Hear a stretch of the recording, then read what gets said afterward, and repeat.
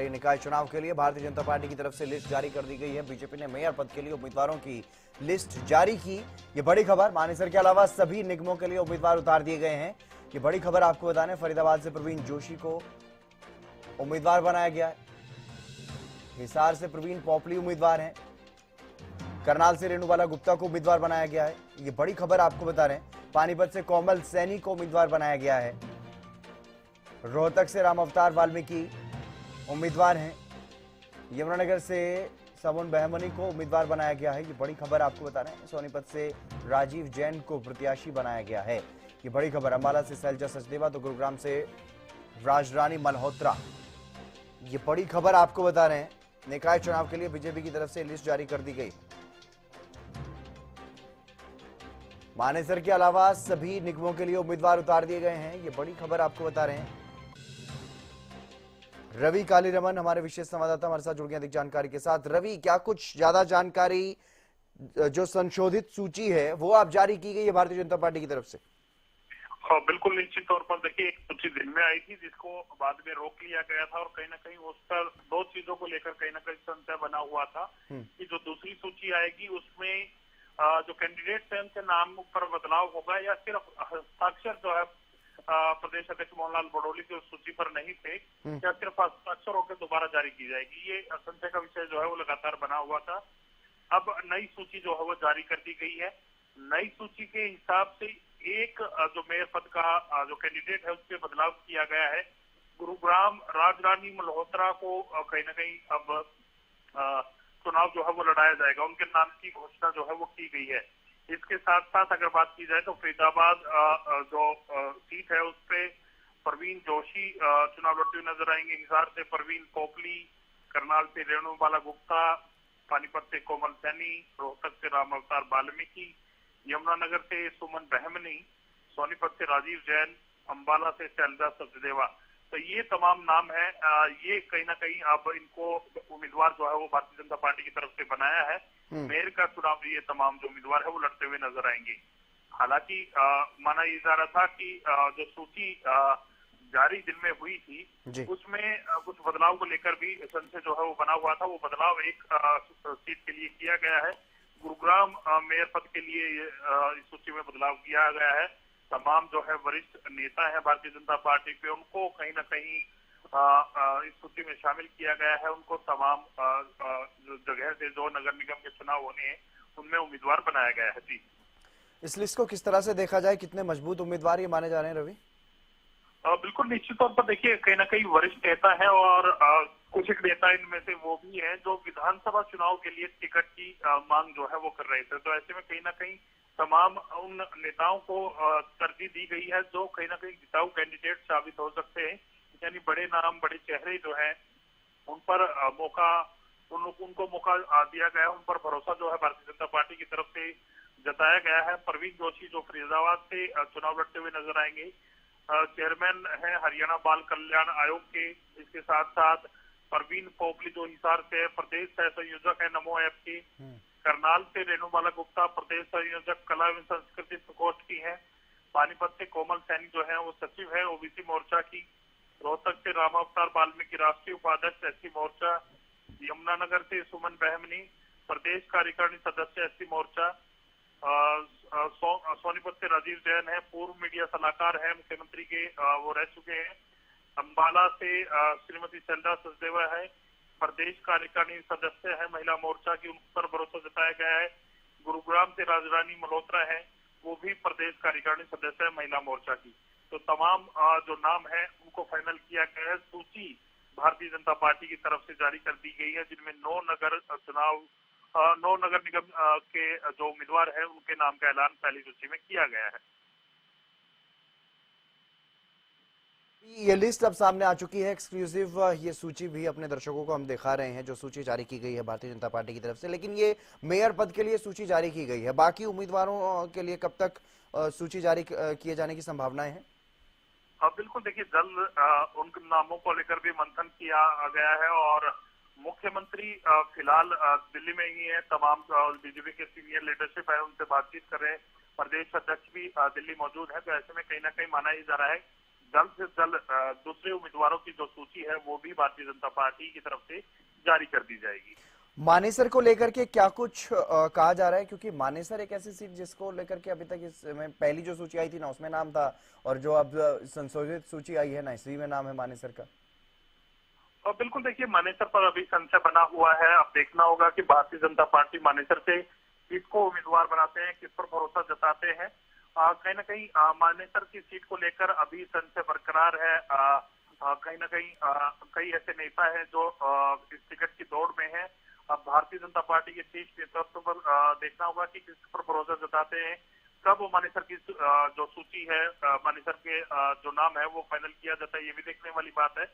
लेकिन उससे पहले 9 नगर निगमों को लेकर उम्मीदवारों की सूची भारतीय जनता पार्टी की तरफ से जारी कर दी गई। बिल्कुल, उम्मीदवारों के नाम साफ कर दिए गए हैं भारतीय जनता पार्टी की तरफ से। लेकिन अभी रवि, जो बदलाव इसमें किया गया है, जो पहले सूची आई थी उसको लेकर के क्या कोई ज्यादा जानकारी अभी तक सामने आ पाई है? वो क्या, किससे चूक हुई है, क्या वजह रही है जो वो पहले सूची जारी की गई और अब ये बदलाव करके कुछ घंटे बाद अब दूसरी सूची जारी की जा रही है, संशोधित सूची जारी की जा रही है भाजपा की तरफ से?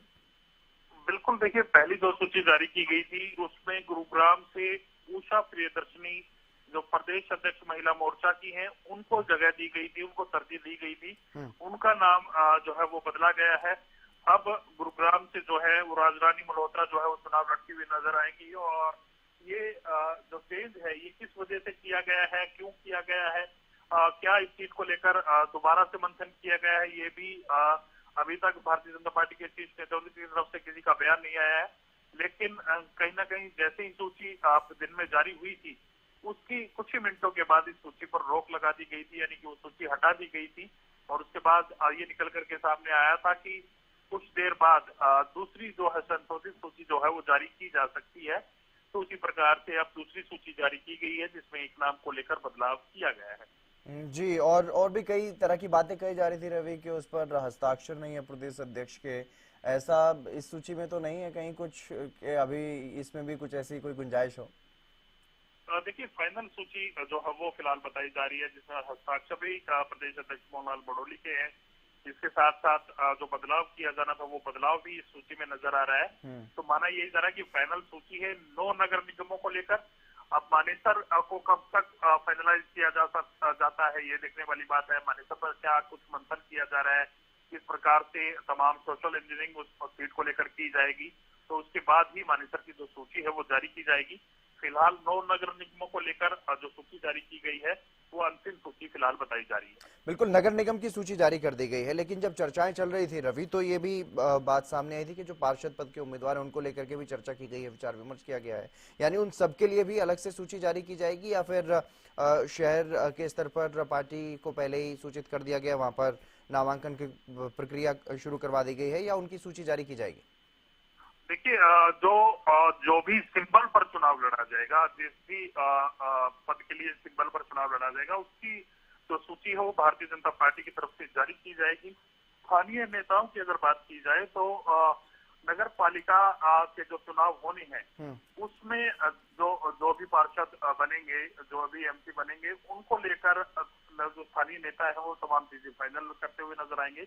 लेकिन जो भी चुनाव सिंबल पर लड़ा जाएगा तो उसको लेकर भारतीय जनता पार्टी शीर्ष नेतृत्व की तरफ से सूची जारी की जाएगी। उन नामों को लेकर मंथन किया जाएगा। उससे पहले सोशल इंजीनियरिंग जो है वो तमाम तरह की जाएगी कि कौन से वार्ड से कौन सा उम्मीदवार जो है वो बेहतर प्रदर्शन कर सकता है, जीत सकता है। तो उसको लेकर कहीं ना कहीं मंथन जो प्रदेश अध्यक्ष वो भी करते हुए नजर आएंगे। मुख्यमंत्री के भी संज्ञान में वो सूची रहेगी। शीर्ष नेतृत्व के पास वो नाम जो है पैनल में भेजे जाएंगे। तो 3 से 5 नाम तक उस सूची में जो है वो हो सकते हैं। उसके बाद जो है वो सूची जारी की जाएगी। फिलहाल नगर निगम के 9 उम्मीदवारों की जो सूची है, पहली सूची जिसको हम कह सकते हैं, वो जारी कर दी जी। लेकिन बाकी कब तक उम्मीदवारों के नामों का ऐलान किया जा सकता है रवि, क्योंकि बाकी नगर परिषद और नगर पालिकाओं में भी भारतीय जनता पार्टी सिंबल पर ही चुनाव लड़ने वाली है, उनके लिए क्या कुछ ज्यादा जानकारी है? कब तक उनकी सूची जारी की जा सकती है? बिल्कुल, देखिए, पहले नगर निगम का जो अंतिम सूची है मानेसर, उसकी सूची जारी होने की संभावना जो है वो बनी हुई है। उसकी सूची आज देर रात या कल भी जारी की जा सकती है। उसको लेकर मंथन किया जाएगा। उसके बाद तमाम जो नगर परिषद के चुनाव होने हैं, नगर पालिका के चुनाव होने हैं प्रधान पद के, तो उसको लेकर मंथन जो है वो किया जाएगा और वो भी सूची जो है जल्द से जल्द भारतीय जनता पार्टी की तरफ से जारी की जाती है। बिल्कुल रवि, आप बने रहिएगा। महेंद्र हमारे संवाददाता हमारे साथ जुड़ गए हैं करनाल से। महेंद्र, क्या कुछ ज्यादा जानकारी, क्योंकि करनाल में भी मेयर का चुनाव होना है, नगर निगम का चुनाव होना है, उम्मीदवार का ऐलान भारतीय जनता पार्टी की तरफ से कर दिया गया है, किस तरह की हलचल? जी बिल्कुल हितेंद्र, देखिए जिस तरह से आज दोपहर को भी एक सूची जारी हुई थी, जिसको लेकर बाद में कहा गया कि ये सूची है जो उस पर आधिकारिक रूप से पुष्टि नहीं है, लेकिन अभी जो सूची जारी की गई है कि मेयर के जो उम्मीदवार है बीजेपी की तरफ से उतारे गए हैं, उनमें करनाल से एक बार फिर से रेणु बाला गुप्ता का नाम आया। पहले भी बीजेपी की टिकट पर वो चुनाव लड़कर मेयर का पद हासिल कर चुकी हैं और 2 बार की मेयर है वो करनाल से। तीसरी बार उनको मेयर बनने के लिए बीजेपी ने मौका दिया, टिकट पे उतारा उनको। तो कहीं ना कहीं पहले से ही लगभग ये तय था कि उनको बीजेपी मैदान में उतार सकती है और वही स्थिति देखने को मिली है कि रेणु बाला को एक बार फिर से बीजेपी का उम्मीदवार बनाया गया। और जिस तरह से दोपहर को ही उनके समर्थकों की तरफ से उत्साह मनाया जा रहा था, लड्डू बांटे जा रहे थे, ढोल बजाने जो है शुरू कर दी जैसे घोषणा हुई थी, लेकिन कुछ समय बाद उसको और विराम लग गया था क्योंकि सूची पर बताया जा गया कि उस पर हस्ताक्षर नहीं है प्रदेश अध्यक्ष के, इस वजह से इसकी पुष्टि नहीं हो रही थी। लेकिन अब जब ये सूची जारी हुई है उसमें भी रेणु बाला गुप्ता का नाम आया और उनके आधिकारिक रूप से बीजेपी संगठन की तरफ से पुष्टि कर दी गई है कि बीजेपी के करनाल मेयर पद के उम्मीदवार रेणु बाला गुप्ता होंगे।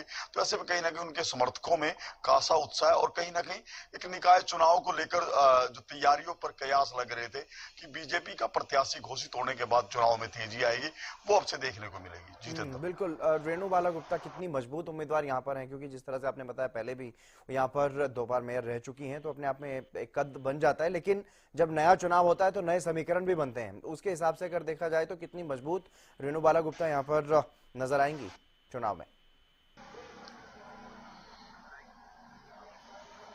जी बिल्कुल हितेंद्र, देखिए जिस तरह से रेणु बाला गुप्ता 2 टर्म से जो है वो करनाल की मेयर है। 2013 में उन्होंने निर्दलीय चुनाव लड़ा था, उसके बाद जब सीधे जो है मेयर पद के लिए चुनाव हुए उनको बीजेपी की टिकट मिली थी। अब दूसरी बार बीजेपी ने उन पर अपना भरोसा जताया तो जाहिर सी बात है कहीं ना कहीं उनके मजबूत समीकरणों को देखकर ही भरोसा जताया होगा क्योंकि उनका राजनीतिक पृष्ठभूमि रही है। इसके अलावा अब देखने वाली बात होगी कि कांग्रेस अपने उम्मीदवार जो है किसको बनाती है, क्योंकि पिछली बार जब चुनाव हुए थे तो कांग्रेस की पार्टी की तरफ से आशा रानी वधवा उनको उम्मीदवार बनाया गया था। कहीं ना कहीं सीधी टक्कर दोनों प्रत्याशियों के बीच में जो हुई थी, तो अब की बार देखना रह गया कि कांग्रेस जो है अब रेणु बाला कांग्रेस गुप्ता के की तरफ सामने से भी उम्मीदवारों की सूची कल तक आने की संभावना है, देखना होगा कि किसको उम्मीदवार बनाया जाता है। बहुत शुक्रिया महेंद्र तमाम जानकारी देने के लिए। रवि, आपका भी बहुत शुक्रिया, जो महत्वपूर्ण जानकारी आपने साझा की। तो भारतीय जनता पार्टी की तरफ से सूची जारी कर दी गई है। मेयर पद के लिए इन उम्मीदवारों के नामों का ऐलान किया गया है। इसमें संशोधन भी, एक सीट पर एक उम्मीदवार को बदला गया है और मानेसर को लेकर के अभी तक स्थिति साफ नहीं की गई।